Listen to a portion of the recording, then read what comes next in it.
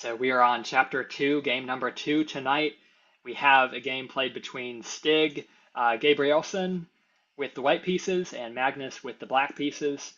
So we see knight f3, knight f6, d4, d5, and c4. So we see the game transposing into a Queen's Gambit type of structure here.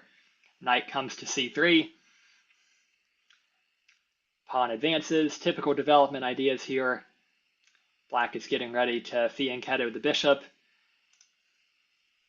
White decides to trade off the pawns, develops his bishop, getting ready to castle, and black strikes at the center with c5.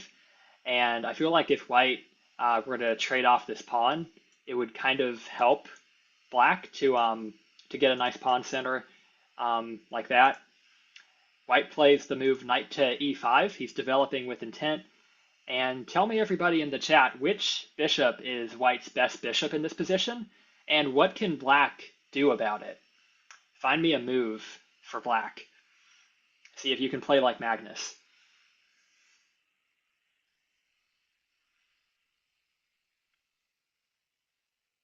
Yeah, correct. d3, the light squared bishop, is the best bishop. And when you see that your opponent has a good piece, you want to try to get rid of it if you can. It's really annoying. You should not be this annoying in real life, but in chess, it is acceptable. So be annoying. Try to get rid of your opponent's good pieces.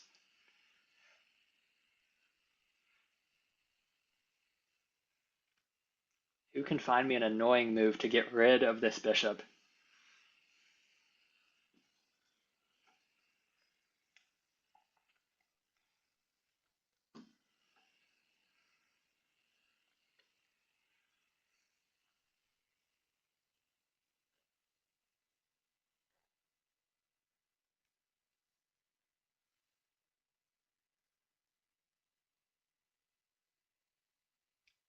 So the idea here is black has a light squared bishop of his own that he can trade off with white's light squared bishop. And black's is kind of a bad bishop because his central pawn, his most central pawn, is on a light square, which means like even if he fianchettos it, it's kind of limited behind this fixed pawn on d5. So he would not mind trading off this bishop with white's good bishop. So this is the move that Magnus played. Good job if you were thinking it. Bishop to a6, and it's a nice idea to know about. Sometimes you can have the knight defending the bishop and maybe try to trade off the opponent's good bishop. So yeah, Magnus is seizing a chance to force the trade of white's good bishop, and you always want to look for ways to get rid of your opponent's best pieces in chess. And you may say, well, it's not really forcing the trade because he can move away. But if he does that, I mean, that's pretty bad because now white can't castle. So the bishop is just super annoying now. And if he ever wants to get his king castled on the king side, he's going to have to do something about this. So instead, we saw him allow the trade of bishops and castle king side. Magnus gets the trade that he wanted, and white develops the queen, black develops the queen, and white is now supporting the knight, but does anyone see a problem with this move? What's the issue, especially thinking long-term strategically with this move, pawn to f4?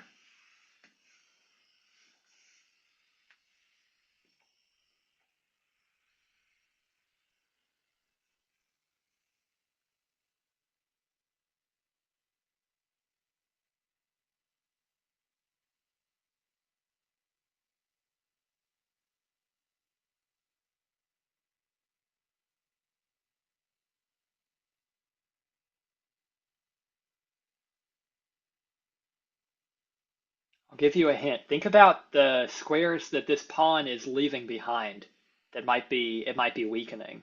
Because every pawn push weakens a square. So when we push to f4, especially in conjunction with the pawn moves that we've already made, we make an important weakness. Yeah, good, Oliver. Yep, exactly. e4 can be an outpost for black's knight. Yeah, exactly. So the knight is going to be able to just potentially jump into e4 whenever it wants, whenever it's safe. And that's going to be, there's no going back once you move a pawn. So white's going to have to live with the consequences of that for the whole game. So that is not super good for white. He plays a rook lift. Black trades the pawns. White decides to trade the knights first before taking the pawn. If you were wondering, capturing on d4 was also fine, but he wanted to trade off the knights. Now the pawns trade. White plays pawn to f5, and the bishop is freer now, giving it some more space. And there's that annoying move that I was telling you about. And notice that White may want to trade it off, but it would be a disaster if he traded it off immediately, because Black would take back and fork the queen and rook. So that would be terrible. You don't want to do that. And so we have to live with the knight there for the time being until we move one of the queen or the rook. So White develops his last minor piece. Very good idea. And Magnus targets a weakness. This isolated d-pawn is weak. White adds some defense to it. Magnus switches his rook from one open file to another. And White puts his own rook on there. And the queen could think about taking, but bishop would take, rook would take. You'd get a rook and a bishop in exchange for a queen, which is 8 points for 9 points, which is not really the best. Rook goes back, the rooks trade, and he took with the bishop to defend the pawn with the rook. Black activates the rook, bishop moves, knight gets kicked away, and this is a strange move. I can't really understand why he did this. Knight to c3 would have been better, and the book even says that. The knight has no real plan on a3. Like, there's nothing to do here. It's not really that good. There's got to be something he was thinking. Some reason for it, but I don't know. It doesn't make sense. And the engine agrees. Knight c3 is the best move.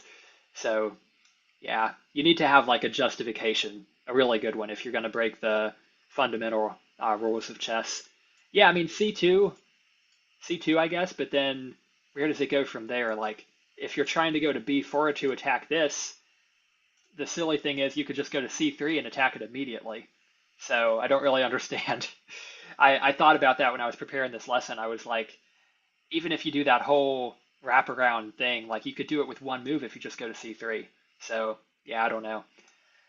But the knight went to a3, queen to a4. Magnus is improving his position like Magnus would do. That does sound like him, doesn't it? White offers the trade. Black accepts, and it's yet more pawn weaknesses for White. He's got these doubled pawns. He's got this isolated pawn. He's got this pawn that is a little bit overambitious, needs something to keep an eye on it. Knight moves back, and indeed, the knight is now attacking this pawn. And so White defends it with a pawn. And this is an important idea. I like this moment. Because this move, even though the rook, you may say that, well, the rook's already defending the pawn. You didn't need to do it. But the good thing about this move is that it frees up the rook to do other jobs. The rook is a more important piece, and you really don't want your important pieces to be tied down to just defending a pawn. And I've heard it said that when you have a mundane defending task to do, you want to use the least valuable piece possible. That way you have the smallest possible amount of material defending. So it's fine to make a pawn defend, but it's really bad to make a rook defend. So White defends with a pawn. Now the rook is going to be free to go wherever it needs to. Black gains a bit of space on the queen side. Knight goes back. The rook checks. Magnus is winning a pawn. We see some more maneuvering. Magnus is getting his knight around. We have a double attack on this pawn. White takes, Black takes, and White can't safely take the knight here. Get your tactical radars up, everybody, and tell me why. Why can't White take this knight? It's a couple moves deep. Who can see the ensuing disaster for White if he takes this knight?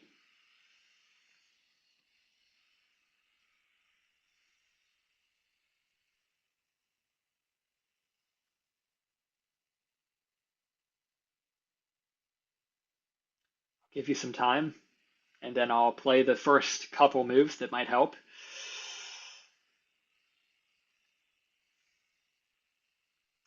It's very important to not just play an obvious move on autopilot, because you don't know what kind of trouble you might be walking into. This looks perfectly normal, like, oh, look, this pawn's about to be lost. I can just take, this is good. Except it's not good, because now what does White do? He's got a knight under attack. And where does the knight go? It's got nowhere that it can go. Every square for it to go to is bad. If it goes here, then rook to f2 wins the knight. So the knight was just going to be lost. So he couldn't safely take the knight, and he saw that in the game. So the king moved, knight took, knight moved, king went up. And when you're losing, you want to look for counterplay. That's what white's doing here. He's trying to get some kind of attack with his pawns and pieces coming toward the king. Pawn attacks the bishop. And Magnus wants to push his b-pawn to promotion, but he's got two pieces in the way. So how would you do this? Throw out some moves, everybody. How would you deal with the issue of these pieces that are in the way? Find me some good ideas.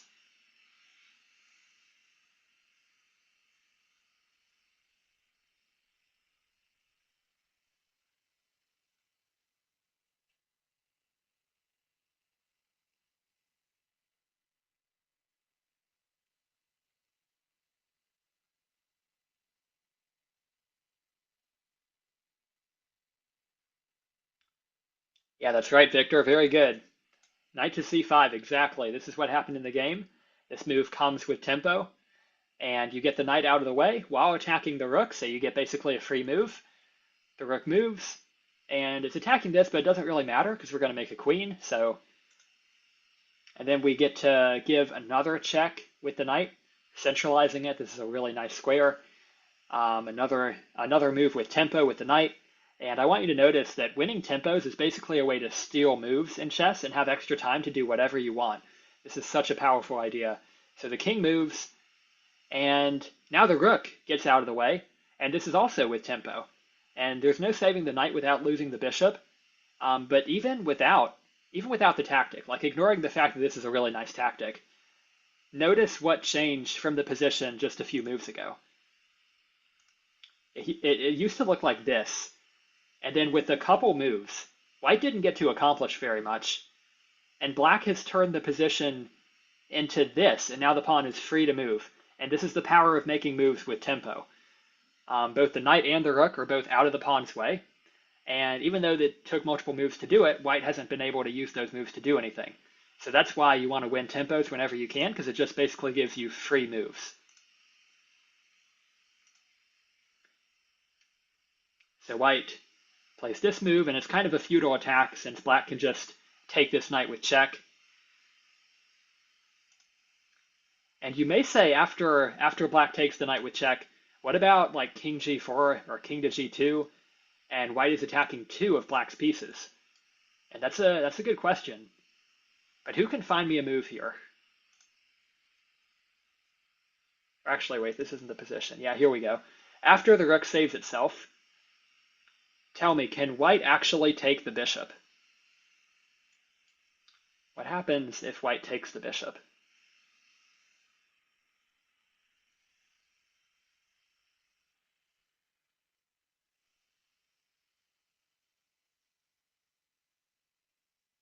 Yep.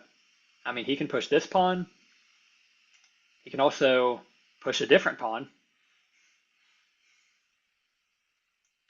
If white takes the bishop, Magnus can even play this and deflect the king away from the bishop and just take it, and he's gotten rid of this piece, and this is becoming a very simple position. Pretty easy for you to win, even if you're not Magnus, but Magnus is Magnus, so he can definitely win this.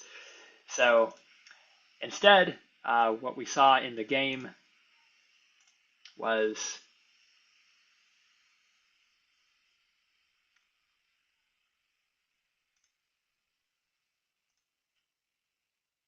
yeah, so we didn't see that exact line with h5 check, but we saw rook takes f7, h takes, and then white resigns here. A great example by Magnus of using the weaknesses that the opponent gave him, like that central outpost for the knight, and using tempo to steal time and achieve his goals with his pieces without letting the opponent do anything meaningful. So remember, when you have a plan in chess, you want to look for ways that you can simply attack a big enemy piece, making even slight improvements to your position with tempo. And one caveat about this that I want to mention is that when you do these tempo moves, you want to make sure your opponent can't answer with a big threat of their own, because then maybe they'd be winning tempo and they'd be going on the attack. So you want to kind of watch out for that. But as long as they can't make any productive moves when they're also dealing with your threats, these tempo moves are a powerful way to improve your position. So does anyone have any questions about the game? Yeah, how do you spell caveat? What? Caveat, yeah. Oh, Um, wait, let me find the word. I'm pretty sure I spelled it right, but um, like that's crazy. I don't think you could spell that. I don't think not you in particular, just like anyone. Okay, Kavit. caveat. Okay, fine. Kavit, yeah, it looks like Kavit, but it's a weird one. Yeah. Okay. Okay. Hey, could you go back to the one tactic where you sack the H pawn real quick? Yeah, yeah, let's look at that. Okay. Instead of sacking, knight takes f6. Okay, king moves. Knight h5 check. Oh, nice. You're No right. Yeah, pawn that sack. that's Yeah. that's nice. That's a good one. Yeah. And then of course if king moves you just take. Yeah, that's a Yeah. really nice one. That's a good find, coach. Yeah, thanks. Thanks. Appreciate it. I like it. Yeah, so either one of those works and engine Yeah. is engine is like it's interchangeable. They're Oh, both yeah. good. Yeah, Well, if good find. Stockfish says it's fine, then it's fine. Yeah, it is. When was this played? Good question. I think it was either a 2001 or 2003. I Bro can't was remember. 12? Oh, that's crazy. 2001 or 2003. Yeah, yep. Yeah, that's 12-year-old Magnus. Wow. That's I didn't even know he crazy was too. that young, but wow, that's crazy. That's amazing. No, Yeah, wait. No, he Magnus was played 11. that. I'm sorry. I'm sorry. Yeah, he Wow. was up there. He was a preteen. Wow. That's incredible. I mean, I was like just learning how to play chess when I was that age, and Magnus is playing a game like this. Yeah.